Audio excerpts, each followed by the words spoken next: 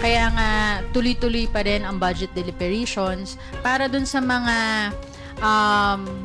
items na wala namang problema. Yan ang binigyan diin ni House Spokesperson Attorney Princess Abantes sa isinagawang presscon kanina. Ito'y sa kabila ng panawagan ng ilang mambabatas na muling bisitahin at rebisahin ng Department of Budget and Management ang ilang irregularidad na kanilang nadiskubre sa National Expenditure Program.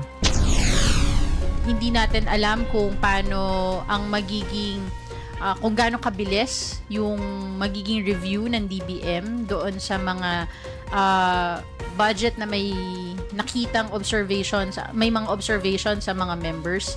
So pero it appears that the committee is still confident that they can still meet the timeline na tinitignan ng House para ma-approve ang GAB.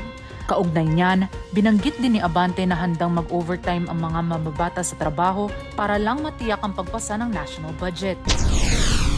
Nakita naman natin kung gaano kabilis din yung developments dun sa pag-express ng sentiments ng party leaders, dun sa finding ways where we can address the issues ng mga party leaders. Nilinaw din ni Abante ang panawagan ng mga mambabatas kahapon na hindi nila magagampanan ang kanilang tungkulin na isulong ang panukalang budget kung mayroon pa itong problema.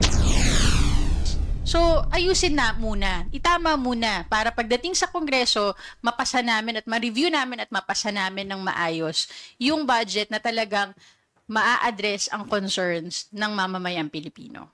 Pero kung taong bayan ang tatanungin tungkol sa usapin, ibalik na lang muna nila. Kasi para sa tao rin naman yan, tsaka sa ikabubuti ng ating lugar o sa buong Pilipinas. Mas maganda po siguro talaga na ibalik na lang din po muna para kahit po paano, mas may plano ng mas maganda yung kung saan po dapat ilagay yung budget na yan.